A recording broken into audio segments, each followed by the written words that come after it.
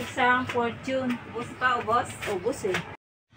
Ganito ko nga sisimulan ng aking araw.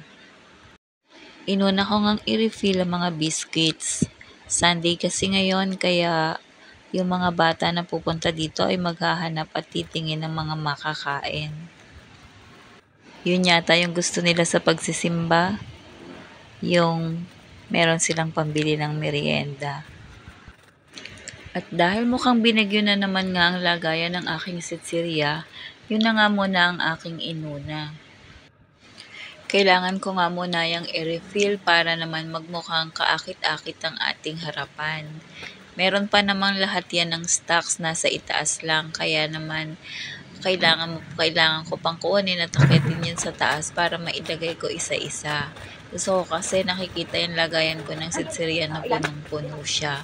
At dahil nga konti lang yung space sa dami ng mga sitsirya, ay ilan lang ang mailalaman. Kaya naman pag may bumili ng wholesale, ay nauubos ka agad yan. Minsan yung 12 piraso kukuhanin. Kaya yung isang hanay ng sitsiriya ay mawawalan na talaga.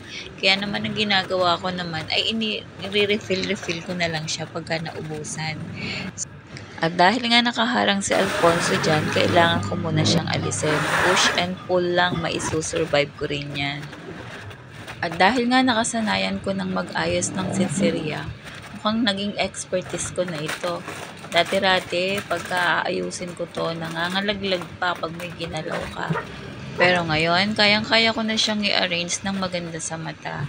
Pagka nga ang mga customer ay kukuha, parang nahihiya pa silang kumuha at baka malaglag. Minsan nga nalalaglag, ayaw na nilang igalaw ang kanilang mga kamay kasi nga dederecho. Parang domino effect lang. Pag nalaglag ang isa, dedere-derecho na. Pero syempre naman, sinasabi na lang namin, okay lang yan. Pwede lang yan. O diba? Kasi syempre, kami na ang bahalang mag-a-arrange dyan. Expert na nga ako dyan, kaya naman tingnan mo. Lahat ng klase ng sitsirya na meron ako, nakikita na. Ilagay ko na agad. So, dito na ako. Gagawa na ako ng ice cream. Dito naman ako sa labas para gusto ng ice cream.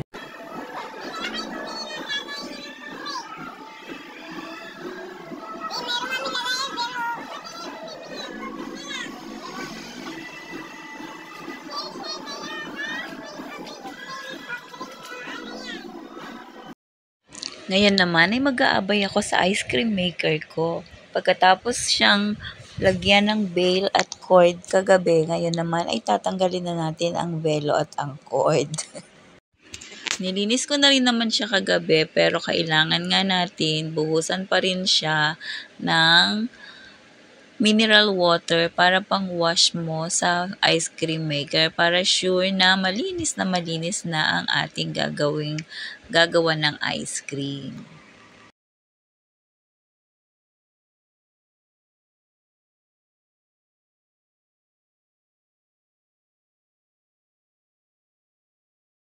Isusunod ko naman na ilagay ang aking mga mixture. Siyempre, dalawa ang tab natin, kaya dapat dalawa din ang ating mixture. So, ngayon ay available ang vanilla at ang strawberry. Pagkatapos ko ang mailagay sa tab ang aking mixture, ay siyempre inoperate na natin ang machine. So, kailangan muna nating i-wash para naman ang ating mixture ay maging maayos na maayos.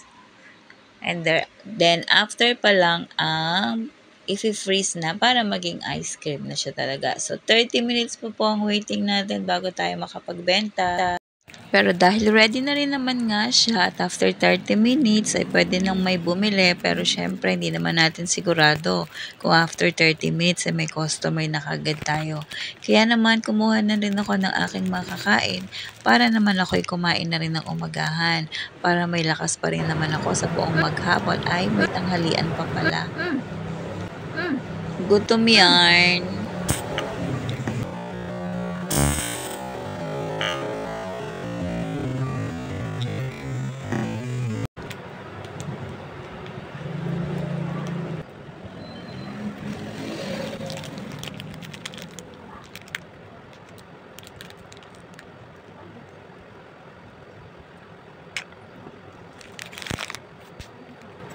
At habang ako ay kumakain, ay dito ko hinaharap ang pag-order ko sa Mary Mart. Kasi nga naman, cellphone lang, makakapag-order na ako at makakapag-add to cart na ako. So, mabilis ay malalaman ko na kaagad kung ano yung pwede kong bilhin at kung ano yung hindi pwede sa presyo ko. Pero syempre, may panakanakang customer pa rin habang Chester! COVID! COVID. Parang tagal yung hindi nag-COVID ah. Oo. Nakaramdam na ba tayo? Mahirap na. Kailangan eh. Control muna, ano? Kontrol muna. Wala eh. Pero hindi pa rin. Pero nagagalit na nga yung ano eh. Yung mga nangihingi. Bakit wala ka maibigay? Wala eh. Nakukonsensya tuloy ako. Kaya tuloy bumili ka. Kaya pala ang bilis ng isang sa'yo. Oo. Ala ko naman, ikaw lang. Sakto lang. Ayos lang naman. Ngayon matutuwa na sila.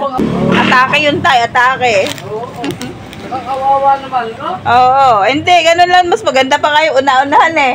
Bakit? Wala nang problema. Oo. Eh kung sana kung hindi magbibigay ng problema. Ayun lang. Ang masama doon, hihiga-higa ka pa muna. Ito mabigat eh.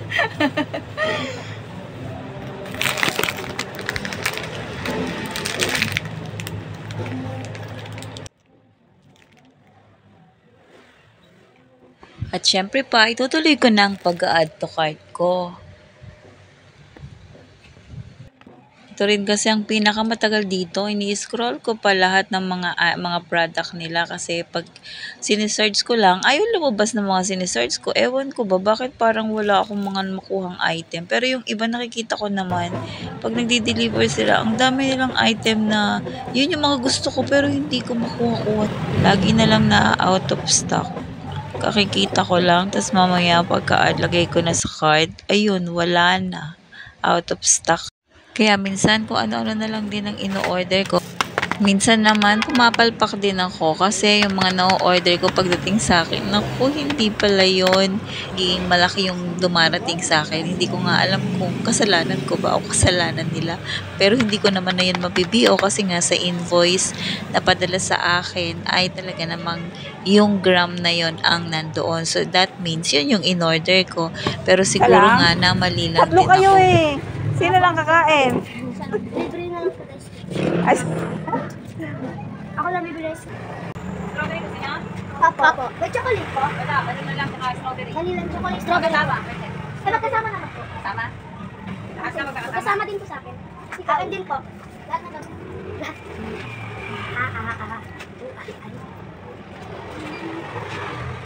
Sino ko na?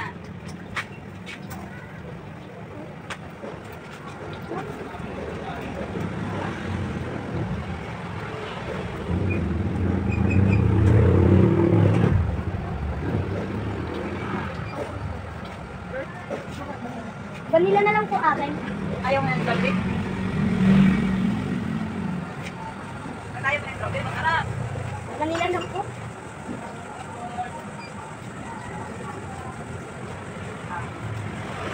Okay na? Thank you. O siya, hanggang dito na lang muna. Dumating din ang delivery ng Mary Mart. Hanggang sa muli. Kung gusto mo maging tindera at sorbetera, follow me for more.